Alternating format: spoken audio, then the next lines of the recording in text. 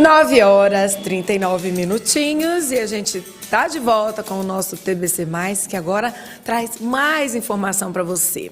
Até porque hoje a gente precisa ficar muito atento a tudo que acontece nos ambientes virtuais, né? Esse nosso mundo digital e virtual, ele tem muitas armadilhas, muitas pegadinhas. Olha só, todos os dias, muitas pessoas são vítimas de golpes, de sites fraudulentos, hackers, vírus e muitos outros perigos que a internet pode carregar. Mas você sabe como identificar e se proteger dessas ameaças? Então, a gente chamou aqui um especialista em segurança digital, o Thiago Sabino, para conversar com a gente sobre esse assunto e nos explicar aí um pouquinho mais como é que a gente pode ficar com segurança no mundo digital. Então, bom dia, bem-vindo, Thiago Sabino. Olá, bom dia, Michele, bom dia, Ivan. Bom dia. Agradeço a oportunidade de estar aqui, né, compartilhando para os telespectadores, para que eles estejam mais atentos, né, e caiam cada vez menos em golpes de engenharia social e golpes cibernéticos, que estão bem em alta agora no momento. Então, vamos começar falando quais são os golpes cibernéticos que estão em alta nesse momento, já que a gente tem uns antigos, nesse momento, o que está pegando mais gente? Bom, o primeiro ponto é importante frisar que existem dois tipos de golpes aí, que são os golpes que são mais sazonais, que são os golpes que acontecem em datas bem específicas. Por exemplo, na Black Friday, o imposto de renda, às vezes golpes de Natal. Então, esses golpes eles acontecem em datas específicas. E a gente tem os golpes que são os golpes que acontecem o tempo todo. Perfil fake, aquela boa proposta de emprego ali que você vai ganhar muito trabalhando pouco. Tem as correntes, né, que são para propagar e divulgar a informação. Então, tem vários tipos de golpe acontecendo no momento. Aquele golpe de você deposita um pouquinho porque é isso para destravar, para eu te mandar tanto. Gente, esse tudo que vem muito fácil, né? Você já caiu em golpe? Não, mas gente da minha família já caiu. Infelizmente. Qual golpe que você caiu? Eu recebi um boleto no meu e-mail, dizendo que eu tinha uma dívida num banco tal, que eu tinha que pagar. E eu tinha conta nesse banco há algum tempo atrás. Isso também, tipo, só que eu liguei no telefone que estava, caiu numa central telefônica, me transferiram, fizeram todo aquele negócio. E eu falei assim, bom, então o negócio é real. Sério? R$680, nunca me esqueço que eu paguei o boleto. Gente. E aí um tempo depois eu fui no banco, resolvi outras coisas, falei disso, falou, não, o senhor nunca teve dívida aqui.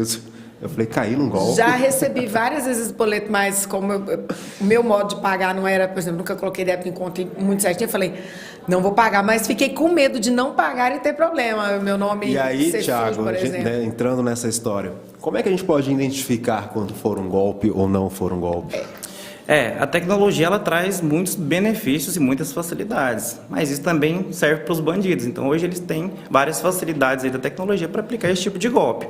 Normalmente, bancos e sites do governo, eles não fazem contato, eles não solicitam informações pessoais. E quando acontece, no caso de um envio que você não conhece, de uma cobrança indevida, a melhor opção é procurar o canal oficial, se possível, presencialmente. Então, os canais oficiais a gente encontra através da internet, né, telefone, e é sempre importante, quando você acessa, por exemplo, um site, se atentar se tem aquele cadeadinho verde ali, se ele está, que é um HTTPS, né, que fala que é um site seguro, que tem um certificado. Então, são pequenos detalhes que a gente consegue se atentar para evitar essas situações aí, que são bem aborrecidas, né? E qual que é a diferença entre segurança digital e segurança da informação? Então, a segurança da informação, normalmente a gente usa um termo mais técnico para as empresas, a gente atua, a gente percebe que no mercado existem bastantes golpes que são usados em pessoas físicas e também esses mesmos tipos de golpes são usados nas pessoas jurídicas. Então, tem golpes para todo mundo aí. É importante que as empresas identifiquem e tenham suas metodologias, né, de identificação e correção. E para as pessoas físicas, que são os telespectadores, é muito importante se precaver, é muito importante tomar algumas medidas, sobretudo nas informações pessoais, que são as informações que normalmente os atacantes solicitam, né, na maioria dos golpes. A maioria dos golpes são usadas informações públicas, informações que a gente mesmo posta nas redes sociais. Então, a gente precisa se atentar a esses pontos e ter muito cuidado até mesmo com o que a gente divulga nas nossas redes sociais, a nossa rotina. Tudo que a gente posta pode voltar também contra a gente. Porque quando eles fazem aquele golpezinho no celular, o famoso e antigo benção tia que eles não param de fazer, inclusive minha mãe quase todo mês recebe uma ligação, ela já começou agora a brincar com os criminosos, porque ela vai dando corda quando ela está com paciência. Porque vem a foto da gente ali. Às vezes a foto não é nem a foto do celular, é a foto que você Tá vê que nas tá no seu redes Instagram, sociais. tá na rede social, eles pegam lá. Agora, como consegue o nosso telefone? Esse tipo de golpe são os Aí golpes. ele vai te explicar. Vou te explicar como que acontece e como que você vai se prevenir. Esses golpes, eles são usados, os mais comuns são o do perfil fake e o da clonagem ali da sua rede social. O perfil fake é quando você permite, né, que todo mundo veja a sua foto, por exemplo, do WhatsApp. Lá em configurações de privacidade, você consegue bloquear para que só os seus contatos amigos vejam.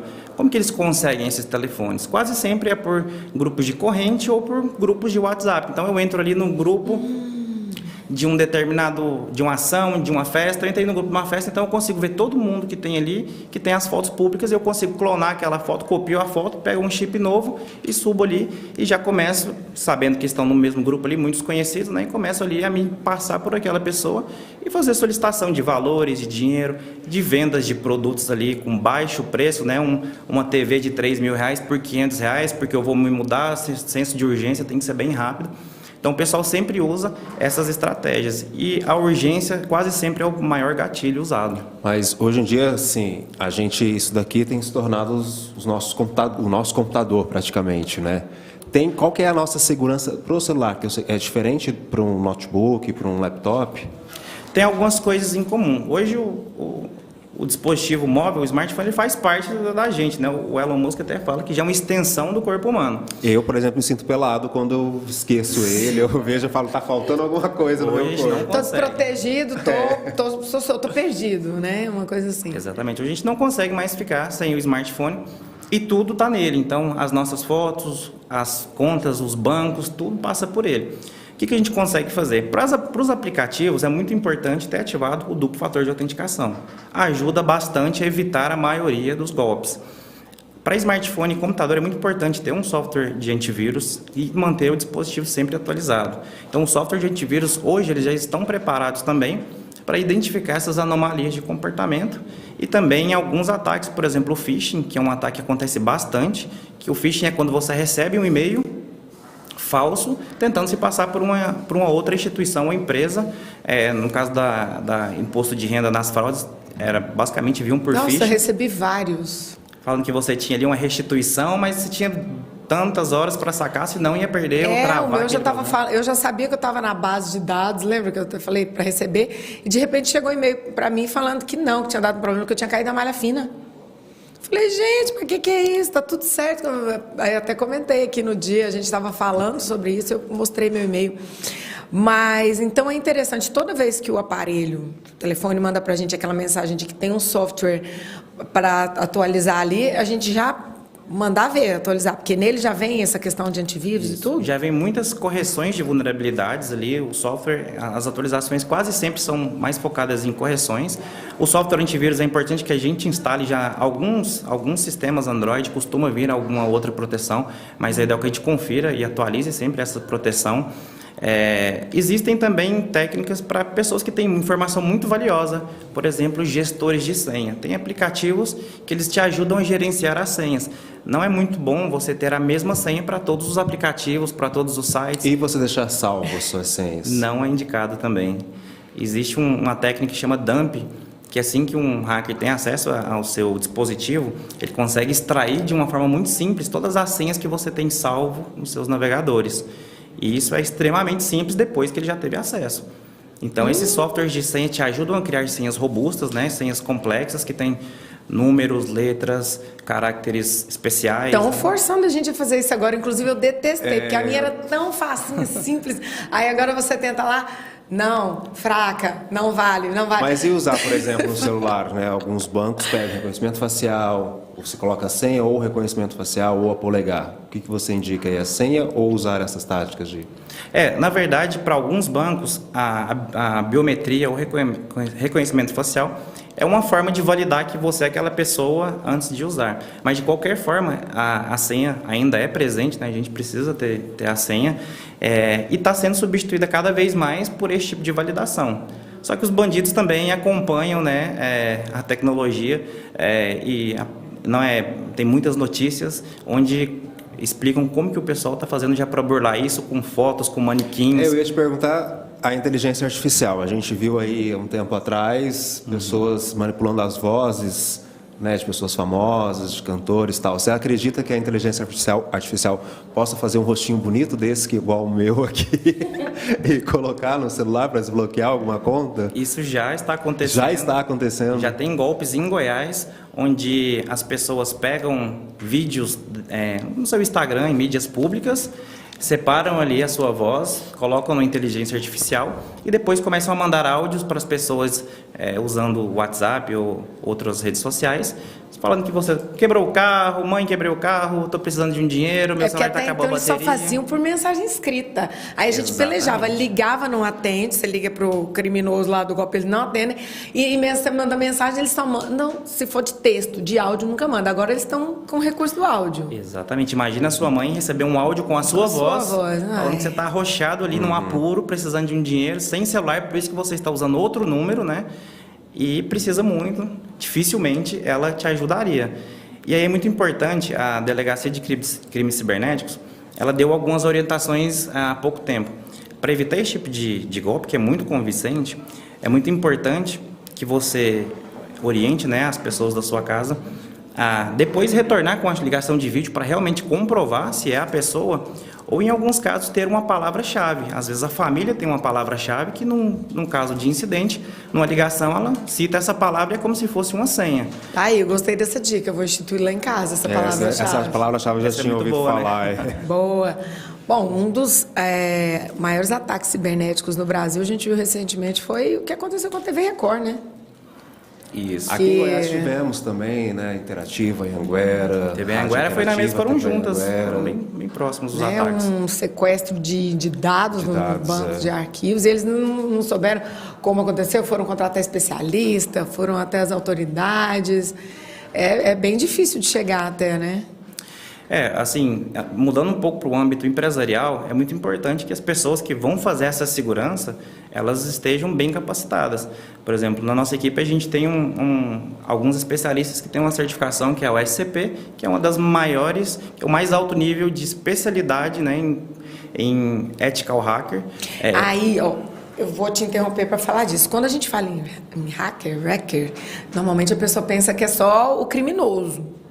E tem a profissão do hacker, que é aquele certificado legalizado, que é justamente aquele que é chamado de hacker do bem, né? Que é aquele que vai agir pelas empresas, pelas autoridades, pela justiça, e que vai fazer algo que não esteja contra o que a gente tem na justiça hoje. E eu estava vendo o salário de um hacker, vai de 7 mil a 15 mil reais. Bom, essa área de TI sempre deu muito dinheiro. Hacker do bem, é chamado de hacker do bem. Então, assim, é um hacker do mal com tudo bem. Você precisa de um hacker também para conseguir, assim, travar o que o outro está fazendo, né? De roubo de dados, enfim. Imagina que no âmbito empresarial, os valores são muito mais expressivos. Então, a gente atua nesse segmento, então, os rombos são de milhões, 5, 10, 15 milhões, para mais. Então, o hacker ele tem uma dedicação e um empenho muito maior, porque a motivação dele é maior. Então, é muito importante ter esses profissionais, porque eles conseguem identificar essas possíveis rotas de vazamento, vulnerabilidades, e tomar já medidas para que isso não aconteça. E caso aconteça, existe o trabalho forense, né, que é para identificar de onde veio, para onde que foi, e conseguir bloquear para que não aconteça novamente. O uso de redes Wi-Fi é seguro só no ambiente da nossa casa ou é seguro? Porque eu sempre ouço falar, mas você vai usar o Wi-Fi daqui porque eles podem captar seus... Porque às vezes você quer usar, você não quer gastar o seu, dependendo se está viajando, está num lugar que fica caro, você fala, não vou usar esse Wi-Fi daqui, e aí? Existem alguns dilemas, mas a gente olhando sempre as boas práticas, é indicado que se você tem a opção de não usar, não use. Pode ser que a sua comunicação ali ela esteja sendo monitorada, interceptada por alguém, sobretudo em locais muito abertos, públicos, aeroportos. A gente conhece diversos casos, não são tão divulgados, mas a gente vê de tudo. Então, redes Wi-Fi, se você tiver a oportunidade de não usar, use. Se tiver que usar, para que seja coisa simples e nada muito crítico, bancos, informações porque é o que você abre, que você... Exatamente. É isso que eu ia falar, mesmo eu trabalhando aqui há 13 anos, eu não acesso minha conta na rede Wi-Fi da empresa.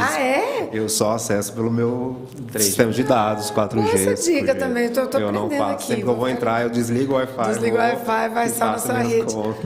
Interessante, tá aí uma coisa que eu não tinha me ligado. Essa que eu falar para quem está assistindo a gente. Quais as principais dicas que você dá para evitar, então, ataques, tanto na rede celular, no computador? A primeira dica, eu acho que é a mais importante, é sempre desconfiar. Então, bancos, órgãos públicos não vão entrar em contato com você solicitando informação. No máximo, eles vão te dar alguma informação e você depois tem que procurar os meios públicos. Sempre deixe ativado o segundo fator.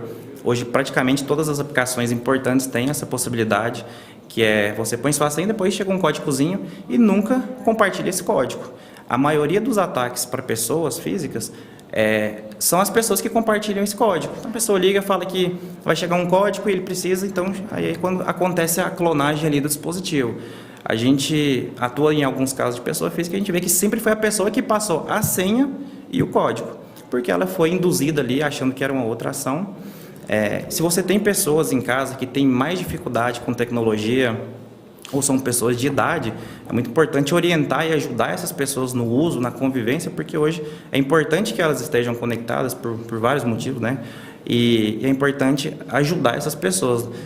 A gente teve vários casos de imposto de renda também que eram pessoas com menos informação, que às vezes não acompanham tanto as notícias, e acabaram caindo aí nesses pequenos golpes, que acabam que tomam prejuízo também. E hoje a gente falou, inclusive, dos direitos dos idosos aqui. A gente sabe que hoje em dia os idosos estão entrando, estão desbravando o mundo digital, porque está com o tempo, o aposentado está ali, opa, e vai no TikTok, e vai no WhatsApp, estão aprendendo e é uma distração e tanto. E aí eles têm aquele hábito também de compartilhar muita coisa, né? Porque, isso é legal, compartilha. Quem compartilha muito fica mais suscetível a golpe? Existem vários golpes que são golpes de correntes, golpes de tabelas. Esses golpes, eles são mais pensados para esse perfil, né, de pessoas que são mais, às vezes, usam da boa fé, né, então são mais religiosas, ou às vezes gostam de promoções, então tem grupos específicos para cada ação. Normalmente, quem tem esse perfil de compartilhar essas correntes, eles ficam mais suscetíveis a esses tipos de ataque, e eles acabam tendo dados roubados ou clicam em links ali que são links fakes, levando para uma promoção ou para um pequeno evento ali que faz parte ali da sua crença, e aí é onde os bandidos conseguem extrair ali informações para usar em outros golpes. Então é aquilo, a principal dica que ele falou várias vezes, desconfiar sempre, né, Michele? Tudo, e esse negócio aí compartilhando, segura um pouco a onda, gente, você não tem que dar notícia para todo mundo de tudo que você recebe. Pois é, e esse foi o bate-papo que a gente teve aqui com o Thiago Sabino, ele que é especialista em segurança digital. Thiago, obrigado, pela sua presença aqui, bom trabalho para você aí hoje. Obrigada. Eu que agradeço e é uma excelente iniciativa aí de compartilhar com a população aí esse tipo de informação. Muito obrigado. Obrigada. Agora, Michele, a gente tem estreia aqui agora?